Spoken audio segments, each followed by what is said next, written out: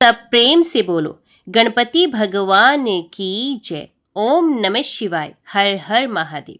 आप सभी को वैशाख मास गणेश संकष्टी चतुर्थी व्रत की हार्दिक शुभकामनाएं। आज के वीडियो में आप सुनेंगे वैशाख संकष्टी चतुर्थी व्रत की पौराणिक कथा। पार्वती जी ने पूछा, वैशाख महीने के कृष्ण पक्ष की जो संकटा नामक चतुर्थी कही गई है, उस दिन किस गणेश का किस विधि से पूजन करना चाहिए और उस दिन भोजन में क्या ग्रहण करना चाहिए? गणेश जी ने उत्तर दिया, हे माता, वैशाख कृष्ण चतुर्थी के दिन व्रत करना चाहिए। उस दिन वक्रतुंड नामक गणेश की पूजा करके भोजन में कमल गट्टे का हलवा लेना चाहिए। हे जननी, द्वापर युग में राजा युधिष्ठिर ने इस प्रश्न को पूछा था और उसके उत्तर में जो कुछ भगवान कृष्ण ने कहा था, मैं उसी इतिहास का वर्णन करता हूँ। आप श्रद्धा युक्त होकर सुने। श्री कृष्ण बोले, हे राजा युधिष्ठिर, इस कल्याणदात्री चतुर्थी का जिसने व्रत किया और उसे जो फल प्राप्त हुआ, मैं उसे ही कह रहा हूँ।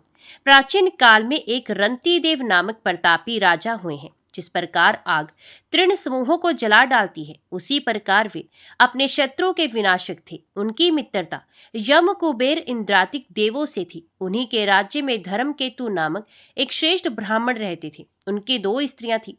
एक का नाम सुशीला था तो दूसरी का नाम चंचला। सुशीला नित्य ही कोई ना कोई व्रत किया करती थी, फलत उसने अपने शरीर को दुर्बल बना डाला था। इसके विपरीत चंचला कभी भी कोई व्रत उपवास आदि ना करके भरपेट भोजन करती थी। इधर सुशीला को सुंदर लक्षणों वाली एक कन्या हुई और उधर चंचला को पुत्र रतन की प्राप्ति हुई। ये देखकर चंचला बारंबार सुशीला को ताना देने लगी, अरे सुशीला, तूने इतना व्रत उपवास करके शरीर को जर्जर बना डाला, फिर भी एक कृषकाय कन्या को जन्म दिया। मुझे देख, मैं कभी व्रतादि के चक्कर में ना पड़कर हृष्ट पुष्ट बनी हुई हूँ और वैसे ही बालक को भी उत्पन्न किया है।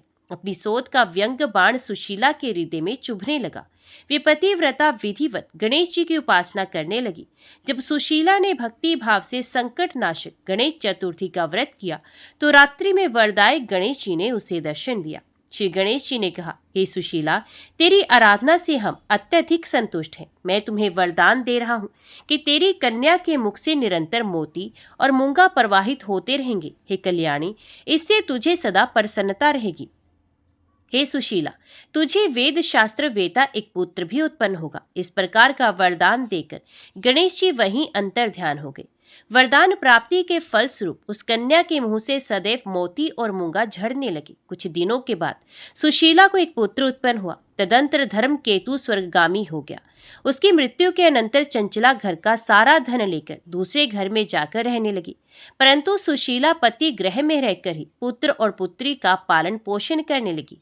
उस कन्या के मुंह से मोती मूंगा गिरने के फलस्वरूप सुशीला के पास अल्प समय में ही बहुत सा धन एकत्रित हो गया था। इस कारण चंचला उसे ईर्ष्या करने लगी। एक दिन हत्या करने के उद्देश्य से चंचला ने सुशीला की कन्या को कुएं में ढकेल दिया। उस कुएं में गणेश जी ने उसकी रक्षा की और वे बालिका सकुशल अपनी माता के पास लौट आई।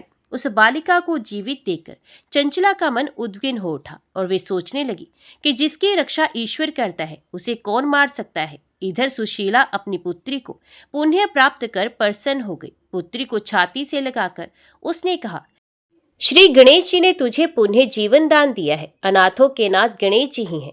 चंचला आकर उसके पैरों में नतमस्तक हुई। उसे देखकर सुशीला जी के आश्चर्य का ठिकाना न रहा। चंचला हाथ जोड़कर कहने लगी, हे बहन सुशीले, मैं बहुत ही पापिन और दुष्टा हूँ। आप मेरे अपराधों को क्षमा करो। आप दयावती हैं। आपने दोनों कुलों का उद्धार कर दिया। जिसका रक्षक देवता होता है, उसका मानव क्या बिगाड़ सकता है। जो लोग संतों एवं सत्पुरुषों का दोष देखते हैं, वे अपनी करनी से स्वयं नाश को प्राप्त होते हैं। इसके बाद चंचला ने भी उस कष्ट निवारक पुण्यदायक संकट नाशक गणेश जी के व्रत को किया। श्री गणेश जी के अनुग्रह से परस्पर उन दोनों में प्रेम भाव स्थापित हो गया। जिस पर गणेश जी की कृपा होती है, उसके शत्रु भी मित्र बन जाते हैं।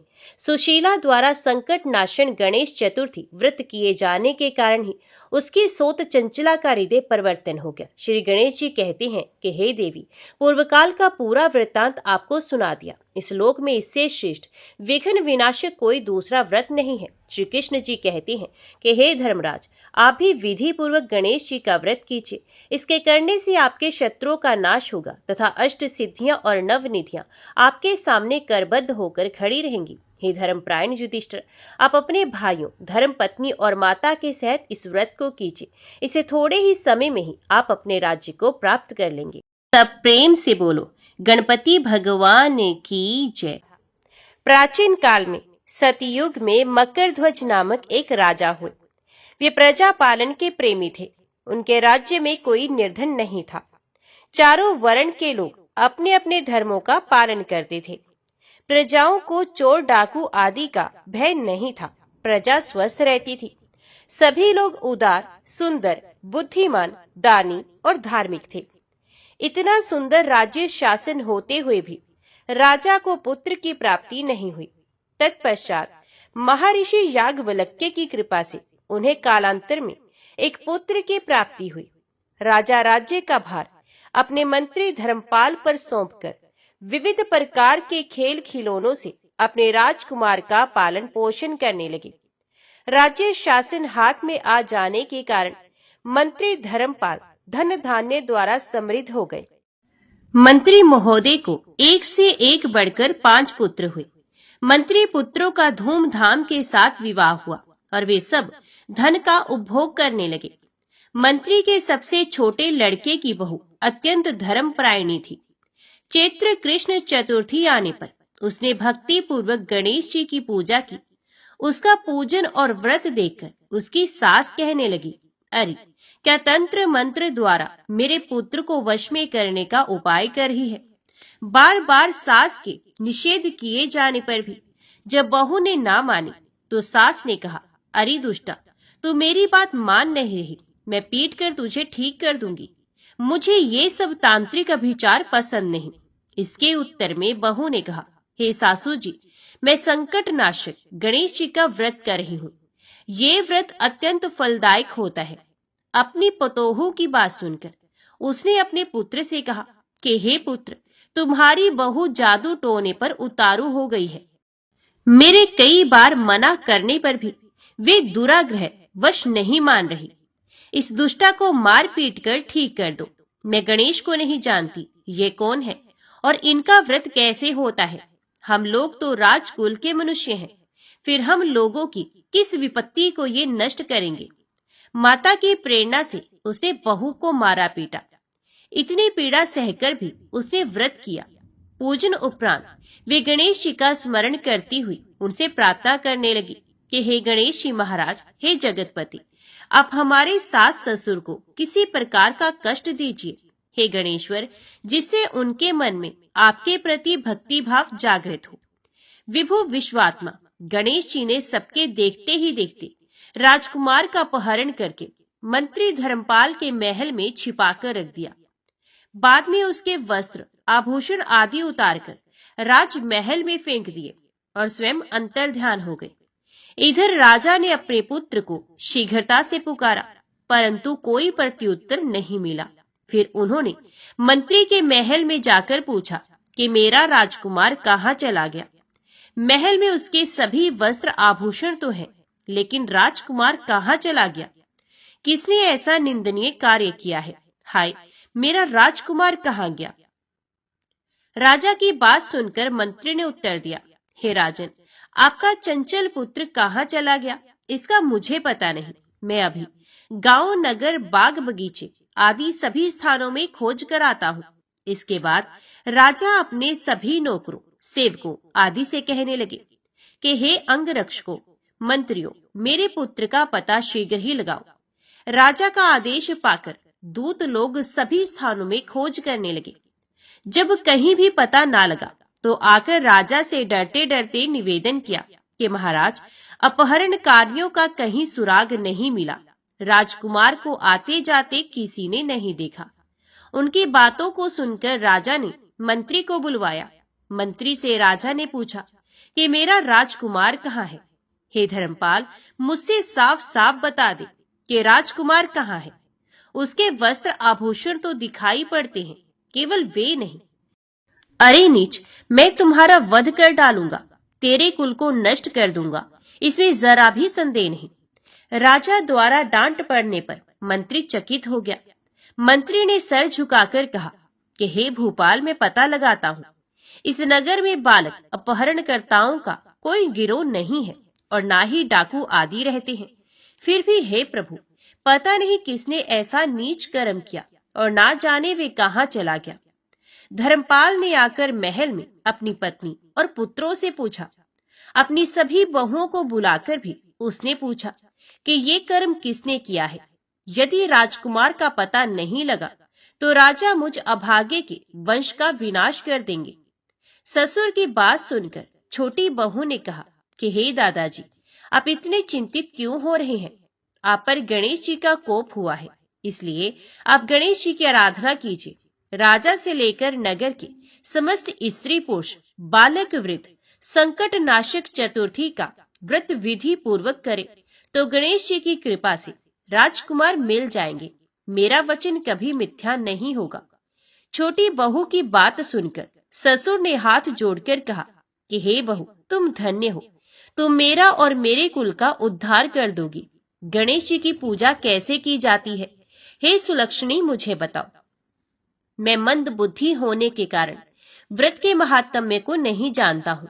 हे कल्याणी, हम लोगों से जो भी अपराध हुआ हो उसे क्षमा कर दो और राजकुमार का पता लगा दो। तब सब लोगों ने कष्टनाशक गणेश चतुर्थी का व्रत आरंभ किया। राजा सहित समस्त प्रजाजनों ने गणेश जी की प्रसन्नता के लिए व्रत किया। इससे गणेश जी प्रसन्न हो गए। सब लोगों के देखते ही देखते उन्होंने राजकुमार को प्रकट कर दिया। राजकुमार को देखकर नगरवासी आश्चर्य में पड़ गए। सब लोग बहुत प्रसन्न हुए। राजा के हर्ष की तो सीमा न रही। राजा कह उठे, गणेश जी धन्य है और साथ ही साथ मंत्री की कल्याणी पतोहू भी धन्य है, जिसकी कृपा से मेरा पुत्र यमराज के जहां जाकर भी लौट आया। अतः सब लोग इस संतानदायक व्रत को निरंतर विधि पूर्वक करते रहे। तो सब प्रेम से बोलो, गणपति भगवान की जय। अभी सुनिए संकटी चतुर्थी व्रत की अगली कथा। एक बार एक राज्य में एक कुम्हार रहता था। एक दिन वे मिट्टी के बर्तन पकाने के लिए आवा लगा रहा था। आवा कहते हैं मिट्टी के बर्तन पकाने के लिए आग जलाने को। अब उसने आवा तो लगा लिया, लेकिन उसमें मिट्टी के बर्तन पके नहीं। कुम्हार बार बार प्रयास करता रहा, लेकिन मिट्टी के बर्तन हर बार कच्चे ही रह जाते। ये देखकर कुम्हार बहुत परेशान हो गया। वे राजा के पास गया। तब राजा ने राज पुरोहित को बुलाकर कोई उपाय सुलझाने के लिए कहा। थोड़ी देर तक सोचने के बाद राज पुरोहित ने कहा कि महाराज, यदि हर दिन गांव के एक एक घर से एक एक बच्चे की बलि दी जाए तो रोज आवा नहीं लगेगा। राजा ने आज्ञा दे दी कि पूरे नगर से हर दिन एक बच्चे की बलि दी जाएगी। कई दिनों तक ऐसा ही चलता रहा। हर घर से एक बच्चे की बलि दी जाती रही और फिर एक बुढ़िया के घर की बारी आई। लेकिन उसके बुढ़ापे का एकमात्र सहारा उसका अकेला बेटा अगर बलि चढ़ जाएगा तो फिर बुढ़िया का क्या होगा? ये सोचकर बेचारी बुढ़िया बहुत परेशान हो गई। उसने संकट की सुपारी और धूप अपने बेटे को दी। कहा, जा बेटा, संकटा माता तुम्हारी रक्षा करेंगी। ये खुद माता संकटा का ध्यान करने लगी। उसने अपने बेटे की सलामती की कामना करने लगी। उधर अगली सुबह जब कुम्हार ने उठकर देखा कि आवा भी पक गया और वे बालक भी पूरी तरह से सुरक्षित है, ये सब देखकर कुम्हार हैरान रह गया। उसने बालक से पूछा कि ऐसा कैसे हो गया। तब बालक बताने लगा कि उसकी माँ हर बार नियम से संकट चौथ और महीने में पड़ने वाली चतुर्थी का व्रत किया करती है। संकटा माता की कृपा से इसी कारण वे जीवित बच गया है। और फिर संकटा माता की कृपा से नगर के वे अन्य सभी बालक जिनकी बलि दी गई थी वो सभी भी दोबारा जी उठे। पौराणिक मान्यताओं के अनुसार उसी दिन से खासकर संकट चौथ के दिन माएं अपने बेटों की लंबी उम्र की कामना से भगवान गणेश की पूजा और व्रत करती हैं। अब सुनिए संकट चौथ के दिन सुनी जाने वाली देवरानी और जेठानी की कथा। संकटी चौथ की पौराणिक कथा के अनुसार एक बार एक शहर में देवरानी और जेठानी रहा करती थी। जेठानी अमीर थी और देवरानी बहुत गरीब थी। देवरानी गणेश जी की बड़ी भक्त थी। देवरानी का पति जंगल से लकड़ियां काट कर लाता, उन्हें शहर में जाकर बेचता था।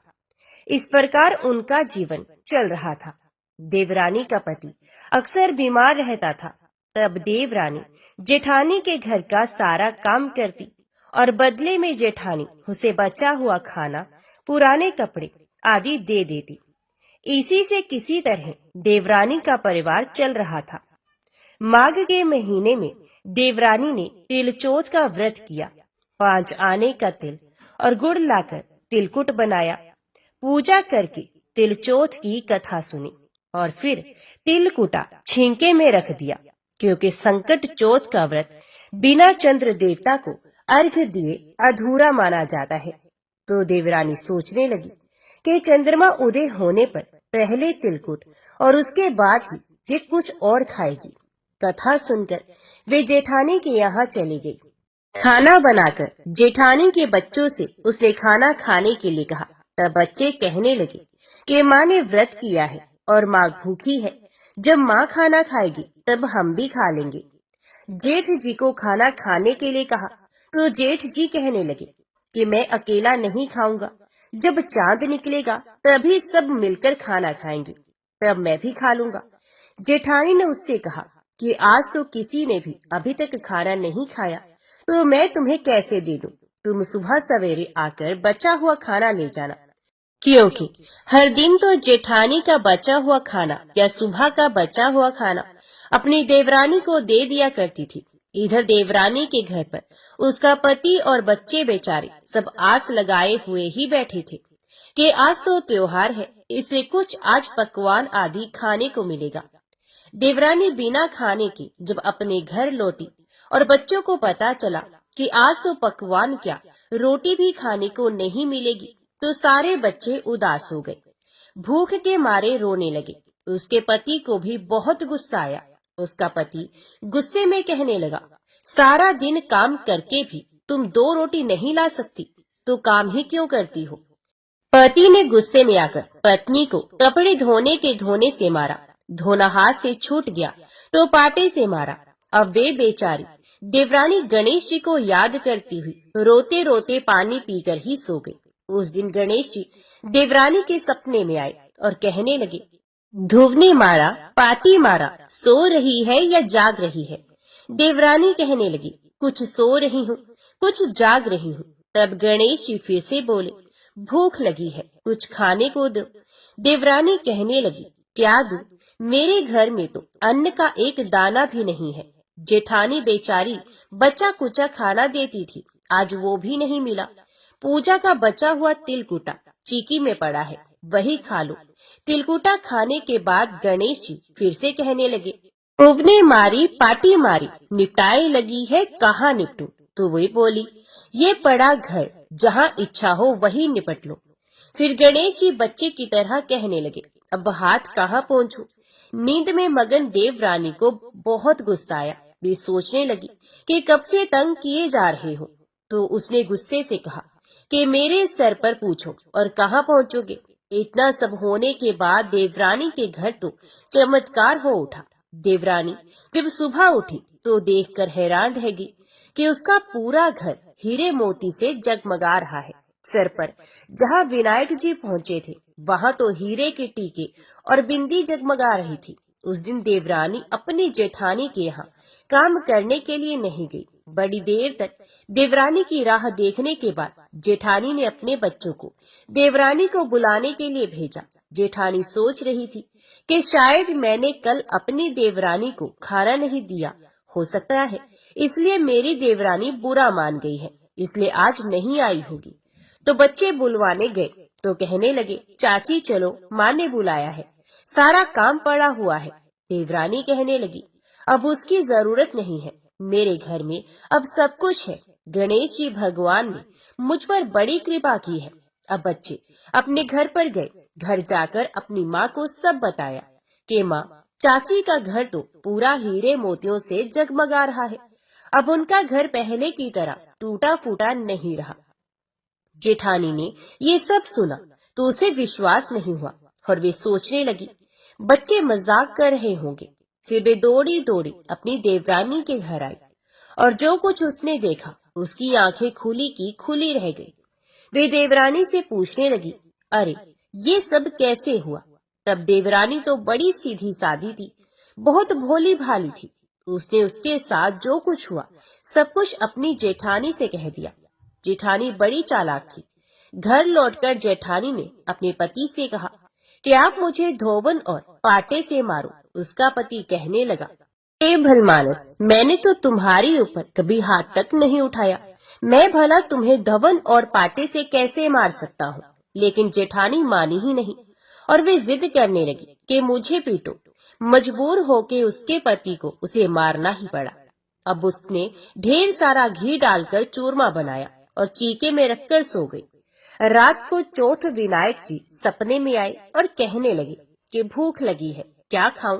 तो जेठानी कहने लगी कि हे गणेश जी महाराज, मेरी देवरानी के यहाँ तो आपने सुख खा तिलकुट खाया था। मैंने तो ढेर सारा घी डालकर चूरमा बनाकर आपके लिए छींके में रख दिया है। फल और मेवे भी साथ में रखे हैं।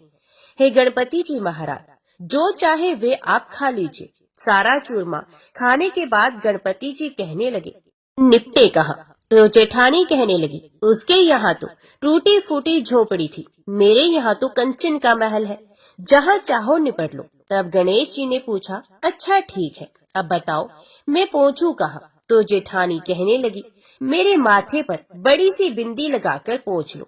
जेठानी तो बहुत चालाक थी और उसके मन में धन का लालच भी था। धन की लालची जेठानी सुबह सुबह बड़ी जल्दी उठ गई। सोचने लगी कि आज तो मेरा घर भी हीरे जवाहरात से भर चुका होगा और मैं तो देवरानी से ज्यादा अमीर बन जाऊंगी। लेकिन जब वे सुबह उठी तो उसने देखा हीरे मोती की जगह उसके घर में तो गंदगी फैली हुई थी और बड़ी तेज बदबू आ रही थी। उसके सर पर भी बड़ी सी बिंदी की जगह गंदगी लगी हुई थी। तब उसने कहा कि हे गणेश जी महाराज, ये आपने क्या कर दिया? मुझसे रूठे और देवरानी पर रूठे। जेठानी बहुत दुखी हुई, उसे गुस्सा भी आ रहा था। जेठानी ने किसी तरह अपने घर की सफाई करने की कोशिश की, लेकिन गंदगी तो और ज्यादा फैलती ही जा रही थी। उधर जेठानी के पति को जब मालूम हुआ तो वे भी बहुत गुस्सा हुआ और कहने लगा कि तेरे पास तो इतना सब कुछ था, फिर भी तेरा मन नहीं भरा। जेठानी के पति ने भी उसे ताना दे दिया। परेशान होकर चौथ के गणेश जी से वे विनती करने लगी। तब गणेश जी ने कहा, देवरानी से जलन करने के कारण तूने जो कुछ भी किया था, यही उसका फल है। अब तू अपने धन में से आधा धन देगी, तभी ये सब गंदगी साफ होगी। जेठानी ने किसी तरह अपना आधा धन बांट दिया, किंतु मोहरों की एक हांडी चूल्हे के नीचे उसने गाड़ कर रखी थी। उसने सोचा, इसका पता तो किसी को नहीं चलेगा, और उसने वे छुपाया हुआ धन बांटा ही नहीं। छुपाए हुए धन को छोड़कर बाकी सारा धन उसने अपनी देवरानी को आधा आधा दे दिया और फिर गणेश जी से कहने लगी, हे गणपति भगवान, अब तो अपना ये बिखराव समेट लो। तब गणपति भगवान कहने लगे, अभी नहीं, पहले चूल्हे के नीचे जो गाड़ी हुई मोहरों की हांडी है उसे भी ताक में रख दो और डोल सुई के भी 2 हिस्से कर दो। इस प्रकार गजानन ने बाल स्वरूप में आकर सुई जैसी छोटी से छोटी चीज का भी बंटवारा करवा दिया और इसके बाद ही अपनी माया समेटी। माया समेट ही जेठानी के घर जो गंदगी फैली हुई थी वे भी दूर हो गई और जेठानी को उसके लालच का सबक भी मिल गया। हे गणपति महाराज, जैसे ही आपने देवरानी पर कृपा की, वैसे ही कथा को सुनने वाले सभी भक्तों पर करना, किंतु जैसी सजा जेठानी को दी वैसी किसी को मत देना। तो बोलो गणपति भगवान की जय। माघ कृष्ण गणेश चतुर्थी की पौराणिक व्रत कथा के अनुसार पार्वती जी ने एक बार गणेश जी से पूछा कि हे वत्स, माघ महीने में किस गणेश की पूजा करनी चाहिए तथा इसका क्या नाम है? उस दिन पूजन में किस वस्तु का नैवेद्य अर्पित करना चाहिए और क्या आहार ग्रहण करना चाहिए? इसे आप सविस्तार बतलाने की कृपा करें। गणेश जी ने कहा कि हे माता, माघ में भालचंद्र नामक गणेश की पूजा करनी चाहिए। इनका पूजन षोडशोपचार विधि से करना चाहिए। हे माता पार्वती, इस दिन तिल के 10 लड्डू बना ले, 5 लड्डू देवता को चढ़ाए और शेष 5 ब्राह्मण को दान में दें। ब्राह्मण की पूजा भक्ति पूर्वक करके उन्हें दक्षिणा देने के बाद उन 5 लड्डुओं को उन्हें प्रदान कर दे। हे देवी, तिल के 10 लड्डुओं का स्वयं आहार करे। इस संबंध में मैं आपको राजा हरिश्चंद्र का वृतांत सुनाता हूँ। सतयुग में हरिश्चंद्र नामक एक प्रतापी राजा हुए थे। वे क्षात्र धर्म में पटु, सरल स्वभाव, सत्यनिष्ठ और विद्वान ब्राह्मणों के पूजक थे। हे देवी, उनके शासन काल में अधर्म नाम की कोई वस्तु नहीं थी। उनके राज्य में कोई अपाहिज, दरिद्र या दुखी नहीं था। सभी लोग आधी व्याधि से रहित एवं दीर्घायु होते थे। उन्हीं के राज्य में एक ऋषि शर्मा नामक तपस्वी ब्राह्मण रहते थे। एक पुत्र की प्राप्ति होने के बाद ही वे स्वर्गवासी हुए। पुत्र का भरण पोषण उनकी पत्नी करने लगी। वे विधवा ब्राह्मणी भिक्षाटन के द्वारा पुत्र का पालन पोषण करती थी। उस ब्राह्मणी ने माघ मास की संकटा चतुर्थी का व्रत किया। वे पतिव्रता ब्राह्मणी गोबर से गणेश जी की प्रतिमा बनाकर सदैव पूजन किया करती थी। हे पार्वती, भिक्षाटन के द्वारा ही उसने पूर्वोक्त रीति से तिल के 10 लड्डू बनाए। इसी बीच उसका पुत्र गणेश जी की मूर्ति अपने गले में बांधकर स्वे इच्छा से खेलने के लिए बाहर चला गया। तब एक नर पिशाच कुम्हार ने उस ब्राह्मणी के 5 वर्षीय बालक को जबरन पकड़कर अपने आवों में छोड़कर मिट्टी के बर्तनों को पकाने के लिए उसमें आग लगा दी। इधर उसकी माता अपने बच्चे को ढूंढने लगी। उसे ना पाकर वे बड़ी व्याकुल हुई। वे ब्राह्मणी विलाप करती हुई गणेश जी की प्रार्थना करने लगी। हे गणेश जी महाराज, विशाल शरीर वाले, हे सूर्य नारायण की लाली के सदृश कांति वाले, हे सुंदर जटा समूह को धारण करने वाले, आप इस दुखनी की रक्षा कीजिए। हे गजानन, हे 4 भुजाधारी, हे मस्तक में चंद्रमा को धारण करने वाले, हे विनायक, हे अनाथों के नाथ, हे वरदायक, मैं पुत्र के वियोग से व्यथित हूँ, आप मेरी रक्षा कीजिए। वे ब्राह्मणी इसी प्रकार आधी रात तक विलाप करती रही। प्रातः काल होने पर कुम्हार अपने पके हुए बर्तनों को देखने के लिए आया। जब उसने आवा खोल के देखा तो उसमें जांघ भर पानी जमा हुआ पाया। और इससे भी अधिक आश्चर्य उसे जब हुआ कि उसमें बैठे हुए एक खेलते हुए बालक को देखा। ऐसी अद्भुत घटना देखकर वे भयवश कांपने लगा और इस बात की सूचना उसने राज दरबार में दी। उसने राज्य सभा में अपने कुकृत्य का वर्णन किया। कुम्हार ने कहा कि हे महाबाहु, ए प्रज्वलित अग्नि के समान तेजवान, हे महाराज हरिश्चंद्र, मैं अपने दुष्कर्म के लिए वध के योग्य हूँ। उसने आगे कहा, हे महाराज, कन्या के विवाह के लिए मैंने कई बार मिट्टी के बर्तन पकाने के लिए आवा लगाया है, परंतु मेरे बर्तन कभी भी नहीं पके और सदैव कच्चे ही रह गए। तब मैंने भयभीत होकर एक तांत्रिक से इसका कारण पूछा तो उसने कहा कि चुपचाप किसी लड़के की तुम बलि चढ़ा दो, तुम्हारा आवा पक जाएगा। मैंने सोचा कि मैं किसके बालक की बलि दूं? जिसके बालक की बलि दूंगा वे मुझे क्यों कर जीवित छोड़ेगा। इसी भय से हे महाराज, मैंने दृढ़ निश्चय किया कि इसे ही बैठाकर आग लगा दूंगा।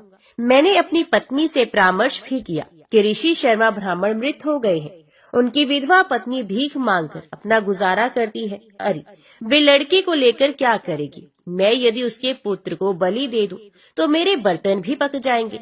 मैं इसे जघन्य गर्म को करके रात में निश्चिंत होकर सो गया था। प्रातः जब मैंने आवा खोलकर देखा तो क्या देखता हूँ कि उस लड़के को मैं जिस स्थिति में बैठाकर गया था वे उसी तरह निर्भय भाव से बैठा है और उसमें जांघ भर पानी भरा हुआ है। इस भयावह दृश्य से मैं कांप उठा और इसकी सूचना देने आपके पास आया हूँ। कुम्हार की बात सुनकर राजा बहुत ही विस्मित हुए और उस लड़के को देखने के लिए आए। बालक को प्रसन्नता पूर्वक खेलते देखकर मंत्री से राजा ने कहा कि ये क्या बात है, ये किसका लड़का है? इस बात का पता लगाओ। इस आवे में जांघ भर जल कहाँ से आया? इसमें कमल के फूल कहाँ से खिल गए? इस दरिद्र कुम्हार के आवे में वैदूर्य मणि के समान हरी हरी धूप कहाँ से उगाई? बालक को ना तो आग की जलन हुई, ना तो इसे भूख प्यास ही लगी। ये आवे में भी वैसा ही खेल रहा है मानो अपने घर में खेल रहा हो। राजा इस तरह की बात कह ही रहे थे कि वे ब्राह्मणी वहाँ बिलखती हुई आ पहुंची। वे कुम्हार को कोसने लगी। जिस प्रकार गाय अपने बछड़े को देखकर रंभाती है, ठीक वही अवस्था उस बुढ़िया की भी थी। वे बुढ़िया बालक को गोद में लेकर प्यार करने लगी और कांपती हुई राजा के सामने बैठ गई। राजा हरिश्चंद्र ने पूछा कि हे ब्राह्मणी, इस बालक के ना जलने का क्या कारण है? क्या तू कोई जादू जानती है अथवा तूने कोई धर्म आचरण किया है जिसके कारण बच्चे को आंच तक नहीं आई? राजा की बात सुनकर ब्राह्मणी ने कहा कि हे महाराज, मैं कोई जादू नहीं जानती और ना तो कोई धर्म आचरण, तपस्या, योग, दान आदि की प्रक्रिया ही जानती हूँ। हे राजन, मैं तो संकट नाशक गणेश चतुर्थी का व्रत करती हूँ। उसी व्रत के प्रभाव से मेरा पुत्र जीता जागता बच गया है। ब्राह्मणी की बात सुनकर राजा ने कहा कि मेरे राज्य की संपूर्ण जनता इस संकट नाशक गणेश चतुर्थी का व्रत करे, इसमें मेरी पूर्ण सम्मति है। राजा ने उसकी परिक्रमा करते हुए कहा कि हे पतिव्रते, तू धन्य है। राजा ने संपूर्ण नगर वासियों को गणेश जी का व्रत करने का आदेश दे दिया। इस आश्चर्यजनक घटना के कारण सभी लोग उस दिन से प्रत्येक मास की गणेश चतुर्थी का व्रत करने लगे। इस व्रत के प्रभाव से ब्राह्मणी ने अपने पुत्र के जीवन को पुण्य पाया था। इतना कहने के बाद श्री कृष्ण ने कहा कि हे युधिष्ठिर, आप भी सर्वोत्तम व्रत कीजिए। इस व्रत के प्रभाव से आपकी सभी कामनाएं पूर्ण होंगी। आप मित्रों, पुत्रों और पौत्रों को सुख देने वाले साम्राज्य को प्राप्त कर सकेंगे। हे महाराज, जो लोग इस व्रत को करेंगे उन्हें पूर्ण सफलता मिलेगी। भगवान श्री कृष्ण की बात से युधिष्ठिर बहुत प्रसन्न हुए और माघ कृष्ण गणेश चतुर्थी का व्रत करके निष्कंटक राज्य भोगने लगे। तो बोलो गणपति भगवान की जय। पौराणिक कथा के अनुसार एक गांव में एक सेठ सेठानी थे। उनके एक बेटे और एक बहू थी। बहू सबको भोजन कराकर फिर स्वयं भोजन करती थी। एक पड़ोसन ऐसी भी थी जो रोज पूछती थी कि बहू आज क्या बनाया है, क्या खाया है? तो बहू कहती ठंडो बासी।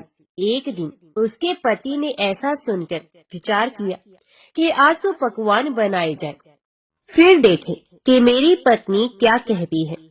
उसने तरह तरह के पकवान बनवाए और घर के सभी लोगों ने एक साथ बैठकर भोजन किया। आज भी पड़ोसन ने पूछा तो बहू ने कहा कि ठंडो बासी। सेठ के लड़के ने सोचा हो न हो कोई बात अवश्य है जिससे कि मेरी पत्नी ऐसा कहती है। उसने पत्नी से पूछा तुम रोज ठंडो बासी खाया ऐसा क्यों कहती हो, जबकि हम सब ने एक साथ बैठकर कई तरह के पकवान खाए हैं। उसकी पत्नी बोली हम जो खा रहे हैं वे बाप बूढ़ों की कमाई है। जिस दिन आप कमाकर लाओगे उस दिन मैं समझूंगी कि ताजा भोजन कर रहे हैं। अब एक दिन लड़के ने माँ से कहा मैं एक बड़े शहर में कमाई करने जा रहा हूँ। तो माँ बोली बेटा अपने पास इतना धन है कि खाया नहीं खत्म होगा। माँ के मना करने पर भी बेटी ने स्वयं कमाने का दृढ़ निश्चय कर लिया और जाते समय पत्नी से कहा मैं जब तक कमाकर बहुत सा धन लेकर ना आऊं तुम चूल्हे की आग मत बुझने देना। एक दिन चूल्हे की आग बुझ गई तो वे मन ही मन घबराने लगी, कहीं मेरे पति पर संकट तो नहीं आ पड़ा। जल्दी से पड़ोस में से आग लाकर चूल्हे में रख दूं। ऐसा विचार करके पत्नी पड़ोस में गई। वहाँ पड़ोसन चौथ माता का व्रत और पूजन कर रही थी। पड़ोसन ने कहा थोड़ी देर में आकर ले जाना। तो बहू ने पड़ोसन से पूछा आप यह व्रत क्यों करती हैं, इससे क्या मिलता है? पड़ोसन ने कहा चौथ माता के इस व्रत को करने से अन्न और लक्ष्मी मिलती है और अपनी मनोकामनाएं पूर्ण होती हैं।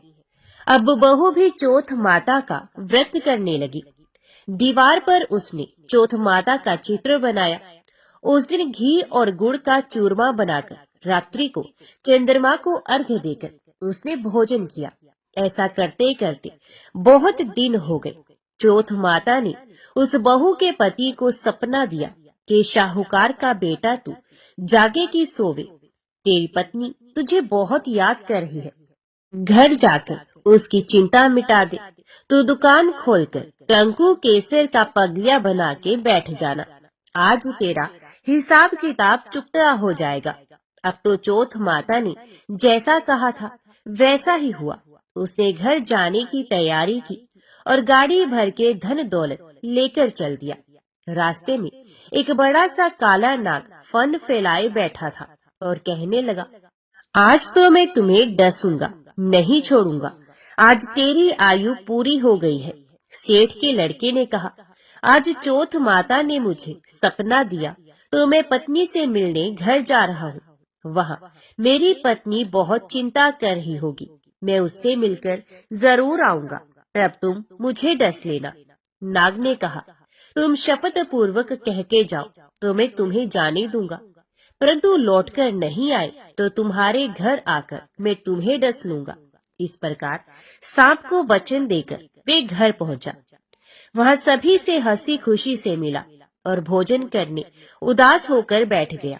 उसकी पत्नी ने उदास होने का कारण पूछा तो पत्नी ने काले नाग वाली बात बताते हुए कहा कि यदि मैं उसके पास नहीं जाऊंगा तो वे घर आकर ही मुझे डस लेगा। पत्नी बहुत चतुर थी। उसने कहा कि आप घबराओ नहीं, लेट जाओ, मैं एक उपाय करती हूँ। पत्नी ने कमरे की 7 पेड़ी धोई। पहली पेड़ी पर रेत, दूसरी पेड़ी पर इत्र, तीसरी पेड़ी पर गुलाल फूल, चौथी पर कंकु केसर, 5वीं पर लड्डू पेड़ा, 6ठी पर गादी गलीचा और 7वीं पेड़ी पर दूध का कटोरा भर कर रख दिया। इस प्रकार वे 7 ही पेड़ी सजाकर बैठ गई। आधी रात होते ही नाग आकर पेड़ी चढ़ने लगा। पहली पेड़ी पर रेत में लौट गया और कहने लगा कि सेठ की बहू ने आराम तो बहुत दिया, पर वचनों से बनकर आया हूँ, सो डस ही लूंगा अवश्य ही। इसी प्रकार 7 पेड़ियों पर नाग आराम करता हुआ और कहता हुआ कि डसूंगा। जरूर कमरे में जाने ही वाला था कि चौथ माता ने विचार किया कि मैं इसे नहीं बचाऊंगी तो संसार में धर्म कर्म व्रत को कौन मानेगा। अब तो गणेश जी, चंद्रमा जी और चौथ माता ने उसे बचाने का विचार किया। चंद्रमा जी ने उजाला किया, चौथ माता ढाल बनी और गणेश जी ने तलवार लेकर नाग को मार दिया और ढाल से ढक दिया। अब बहू भी थकी हारी सो गई। दिन निकला तो लोग बेटे से मिलने आए, परंतु बेटा बहू तो उठे ही नहीं। बहुत देर हो गई तो माँ उन्हें उठाने गई। माँ ने 7 पेड़ियों पर जो कुछ भी देखा तो वे बहुत ही घबराई और बेटा बहू को आवाज लगाई। बेटा बहू उठे तो देखा कि एक ढाल तलवार वहाँ पड़ी है। अब ढाल उठाई तो वही काला नाग मरा हुआ पड़ा है। बेटा बहू ने सोचा कि आज तो धर्म कर्म ही आड़े आए हैं, जो भगवान गणेश जी और चौथ माता ने अपनी रक्षा की है। हे चौथ माता, आपने जैसी सेठ के बेटे बहू की रक्षा की, वैसे ही रक्षा सबकी करना। तो बोलो चौथ माता की जय। भगवान विघ्नहर्ता गणेश की कथा सुने बिना चौथ माता के व्रत की कथा अधूरी मानी जाती है। इसलिए अब आप सुनिए भगवान गणेश की कथा। एक समय की बात है, भगवान विष्णु का विवाह लक्ष्मी जी के साथ निश्चित हो गया। विवाह की तैयारियां होने लगी। सभी देवताओं को निमंत्रण भेजे गए, परंतु गणेश जी को निमंत्रण नहीं दिया गया। कारण जो भी रहा हो, अब भगवान विष्णु की बारात जाने का समय आ गया। सभी देवता अपनी पत्नियों के साथ विवाह समारोह में आए। उन सब ने देखा कि गणेश जी कहीं दिखाई नहीं दे रहे हैं। तब वे आपस में चर्चा करने लगे कि क्या गणेश जी को कोई न्योता नहीं दिया या स्वयं गणेश जी ही नहीं आए। सभी को इस बात पर आश्चर्य होने लगा। तभी सबने विचार किया कि भगवान विष्णु से ही इसका कारण पूछा जाए। विष्णु भगवान से पूछने पर उन्होंने कहा कि हमने गणेश जी के पिता भोलेनाथ महादेव को न्योता भेजा है।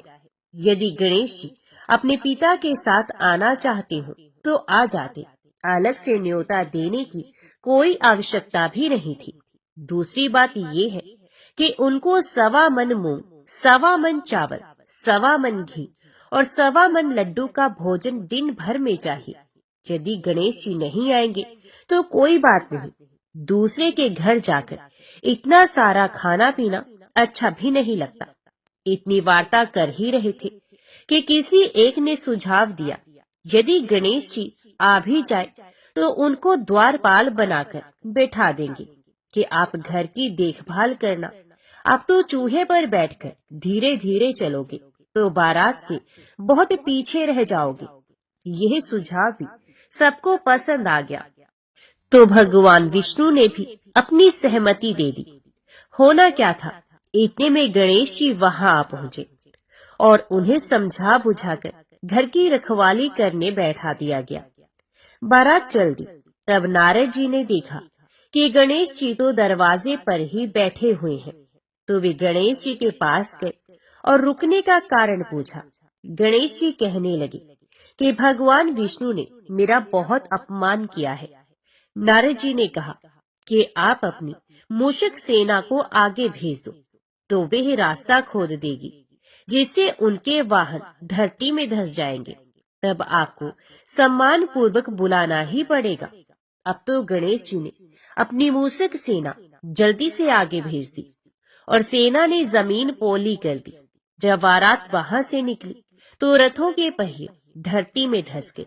लाख कोशिश करने पर भी पहिए धरती से नहीं निकले। सभी ने अपने अपने उपाय किए, परंतु पहिए तो नहीं निकले, बल्कि जगह जगह से टूट गए। किसी की समझ में नहीं आ रहा था कि अब क्या किया जाए। अब तो नारद जी ने कहा, आप लोगों ने गणेश जी का अपमान करके अच्छा नहीं किया। यदि उन्हें मनाकर लाया जाए तो आपका कार्य सिद्ध हो सकता है और ये संकट टल सकता है। भगवान शंकर ने अपने दूत नंदी को भेजा और वे गणेश जी को लेकर आए। गणेश जी का आदर सम्मान के साथ पूजन किया गया। तब कहीं रथ के पहिए निकले। अब रथ के पहिए निकल तो गए, परंतु वे टूट फूट गए, तो उन्हें सुधारे कौन। पास के खेत में खाती काम कर रहा था, उसे बुलाया गया।